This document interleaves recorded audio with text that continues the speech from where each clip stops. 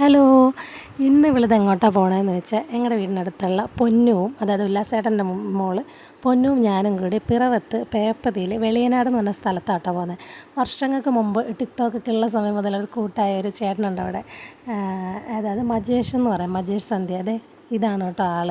പുള്ളി അന്ന് തൊട്ടേ പരിചയമാണ്. ഞാനിങ്ങനെ കമൻറ്റൊക്കെ ഇടുമ്പോൾ അച്ചാന്നും പറഞ്ഞ് വിളിച്ചിട്ടാണ് ഞങ്ങൾ പരിചയമാകുന്നത്. അതുപോലെ തന്നെ കേട്ടോ, ചേട്ടായിക്ക് കുട്ടികളില്ലാത്തതുകൊണ്ട് തന്നെ ഞാൻ അങ്ങനെ കമൻറ്റ് ഇട്ടപ്പോൾ ചേട്ടായിക്ക് ഒത്തിരി ഫീലായി. എനിക്ക് മെസ്സേജ് കിട്ടും, ഞാനോട്ട് അങ്ങനെ ഭയങ്കര കൂട്ടായി. ചേച്ചിയായിട്ടും കൂട്ടാട്ടോ, ചേച്ചി എപ്പോഴും വിളിക്കും, രണ്ടുപേരും എന്നോട് സംസാരിക്കും, അതുപോലെ സ്നേഹം കേട്ടോ. അപ്പോൾ എന്നും വീട്ടിലോട്ട് വിളിയാണ്, ഞാൻ അങ്ങനെ പോകാറില്ല. അപ്പം ഇന്ന് യാദൃച്ഛികമായിട്ട് ഞാൻ വരാമെന്ന് പറഞ്ഞിട്ട് ചെന്നതാണ്. അപ്പോൾ ഇത് ചേട്ടൻ്റെ, ഈ മജേഷ് ചേട്ടൻ്റെ ചേട്ടൻ്റെ വീടാട്ടോ ഇത്. അപ്പോൾ ഞങ്ങൾ ജസ്റ്റ് ഇവിടെ കയറിയിട്ടാണ് ചേട്ടൻ്റെ വീട്ടിലോട്ട് പോയത്. അപ്പോൾ ചേച്ചി ഇന്ന് അത്യാവശ്യപ്പെട്ടിട്ട് ഇവർക്ക് കുറച്ച് പച്ചക്കറിയും പൂക്കൃഷിയൊക്കെ ഉണ്ട്, അപ്പോൾ അത് കൊടുക്കാനായിട്ട് എറണാകുളം വരെ പോയേക്കുക.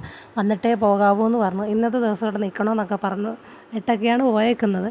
അപ്പോൾ ഈ വഴിയാട്ടോ ചേട്ടയുടെ വീട്ടിലോട്ട് പോകുന്നത്.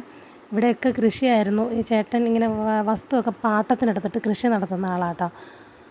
അപ്പം അതുകൊണ്ട് തന്നെ ഈ വഴി കൂടി നല്ല രസമായിട്ട് അവരെ വീടും വഴിയൊക്കെ കാണാൻ. ഈ വഴി കൂടെ നടന്ന് ചെല്ലുമ്പോഴാണ് ചേട്ടായുടെ വീട്. ഇതാണ് ചേട്ടൻ്റെ വീട്.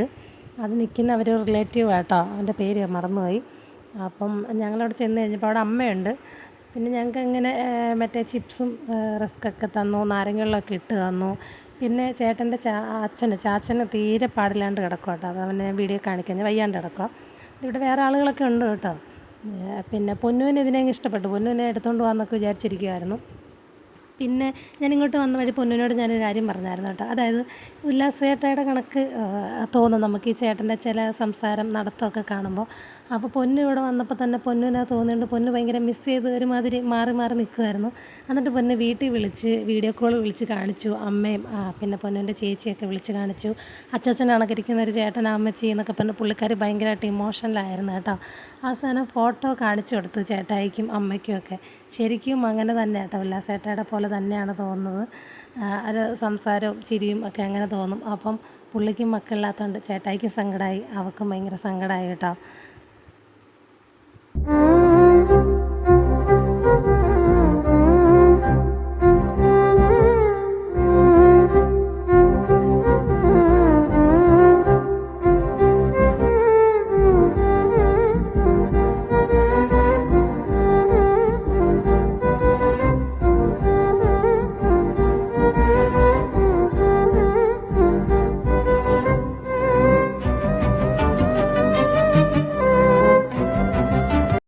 അപ്പോൾ ചേട്ടനും ഭയങ്കര സങ്കടമായി കേട്ടോ, പുള്ളിക്കാരന് എന്തോ ഭയങ്കര സങ്കടമായി. അപ്പം അവൾക്കും ഭയങ്കര സങ്കടമായി. അവൾ വീട്ടിലൊക്കെ വിളിച്ച് കാണിച്ചു കേട്ടോ.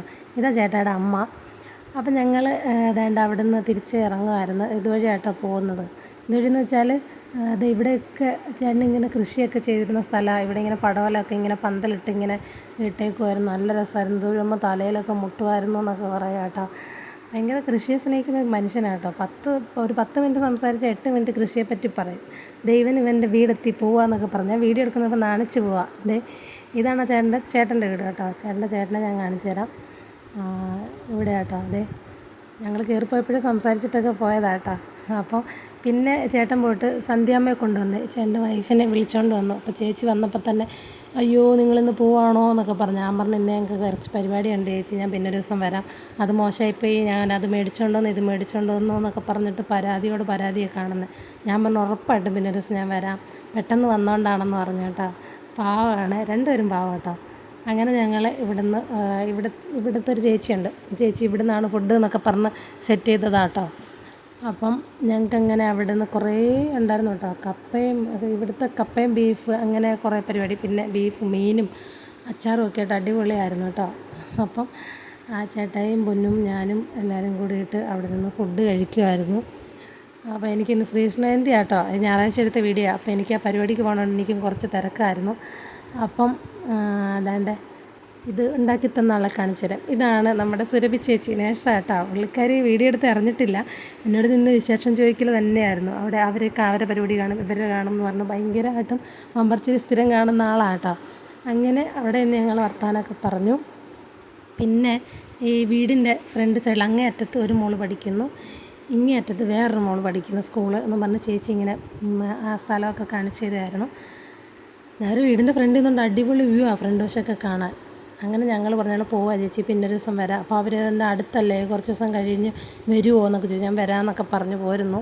പിന്നെ ഇത് അവിടുത്തെ കളിസ്ഥലം കേട്ടോ, ഒരു ഗ്രൗണ്ടാണ്. അതിൻ്റെ സൈഡിലും ഈ ചേട്ടായിക്ക് ഇതേണ്ട അവിടെയൊക്കെ ചേട്ടായുടെ കൃഷിയാണ്, അത് കാണിച്ചു.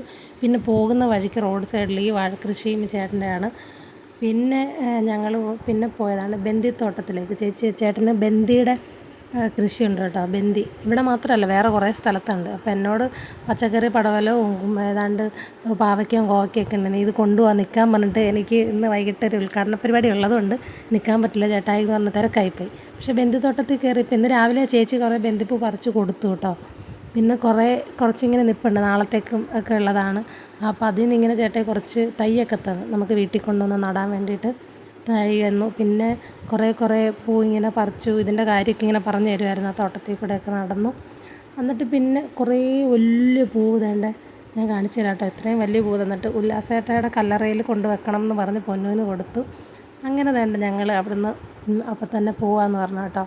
കുറേ നാൾ കൊണ്ടുള്ള പരിചയമാണെന്ന് പറഞ്ഞാലും ചേട്ടാ ഇങ്ങനെ എല്ലാവരോടും പറയും, ഇതെൻ്റെ കൊച്ചാ കേട്ടോ, എൻ്റെ കൊച്ചാ, അങ്ങനെ പറയുന്നത്. ഡേഡി നമ്മുടെ കൊച്ചു വിളിക്കുന്നതെന്ന് പറഞ്ഞാൽ കേട്ടോ ഫോൺ കൊടുക്കുന്നത്. അവർ വീട്ടിലെപ്പോൾ വിളിച്ചാലും ഡേഡി നമ്മുടെ കൊച്ചു വിളിക്കുന്നു പറയും. അതൊരു സ്നേഹം തന്നെ കേട്ടോ അത്. എനിക്കതുകൊണ്ട് തന്നെ ചേട്ടായി ഭയങ്കര കാര്യമാണ്. എപ്പോഴും ഞങ്ങളുടെ ഇടയിൽ ഒരു അച്ഛൻ മകൾ ബന്ധം ഇങ്ങനെയുണ്ട് കേട്ടോ. അതുപോലെ സ്നേഹമാണ് ആ ചേട്ടായിക്കും തിരിച്ചങ്ങോട്ടും ഇങ്ങോട്ടും. അത് ആസ്വദിക്കുക, അതിൽ ചേർത്ത് പിടിക്കാൻ തന്നെ കാര്യം കേട്ടോ. അത് ഞങ്ങൾ രണ്ടുപേരും ആസ്വദിക്കുന്നുണ്ട്. അങ്ങനെ ഒരുപാട് സന്തോഷത്തോടു കൂടി കേട്ടോ അവിടെ നിന്ന് പോരുന്നത്. ഇത് മാത്രമല്ല കുറേ സാധനമൊക്കെ മേടിച്ചു തന്നു കേട്ടോ ചേട്ടായി.